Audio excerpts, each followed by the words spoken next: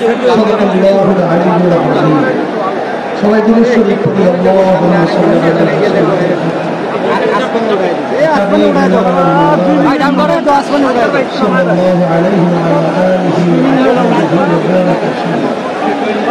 শুকরিয়া আদায় করতেছি মহান রব্বুল আলামিনের দরবারে।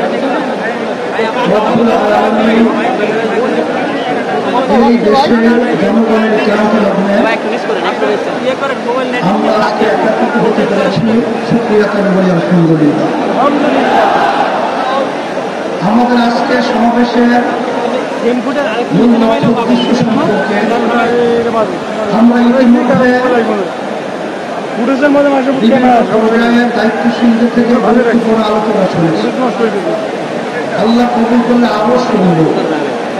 তবে আপনাদের কাছে পরিষ্কারভাবে আমরা আপনাদের মাধ্যমে বর্তমানে অন্তর্বর্তীকালীন সরকারকে আমরা জানাতে চাই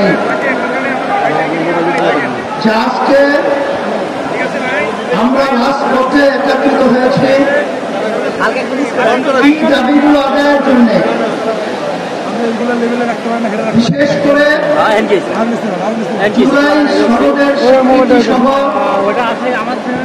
এই বাংলাদেশকে আপনি বুঝলে পিছন থেকে তো বারবার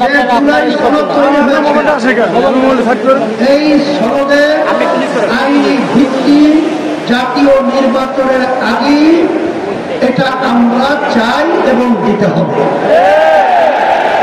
সমস্ত রাজনৈতিক দলগুলো এই আইনি ভিত্তির ব্যাপারে গণভোটের ব্যাপারে তারা একমত পোষণ করেছে।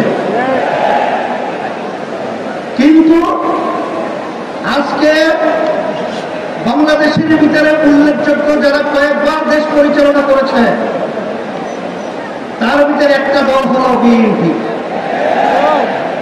আজকে বিএনপি যে গণভোটের ব্যাপারে প্রস্তাব রেখেছে, যেদিন জাতীয় নির্বাচন সেদিন নাকি গরম হও।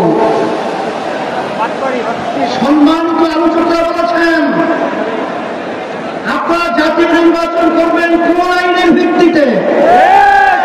সেই আইনের ভিত্তি হবে জুলাই সালের যখন আইনে ভিত্তি পাবে তখন জাতীয় নির্বাচন আইনে ভিত্তি তৈরি হবে।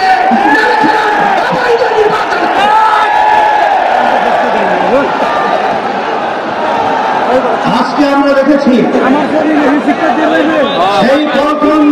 সেই মনের মধ্যে কথা বলেন না ভাই, থামেন। সেই 2024 জুলাই এবং আগস্ট যখন জুলাই 17 তারিখ উত্তর গেটে আমি তখন বলেছিলাম সে আজকে আমাদের সন্তানদেরকে পাখির মতো ঘুরি করে রাস্তার ভিতরে আজকে ঢুকিয়ে দেওয়া হচ্ছে। আমি বাংলাদেশের সর্বশ্রেণী ছাত্র জনতা আলেম ওলামা হাফেজ সবাই যেখন আমাদের ঘরে বসে থাকার সময় নেই, ঘরে বসে থাকার সময় নেই, আমরা আজকে রাস্তায় আসবো, উৎখাত করবো, জমি থেকে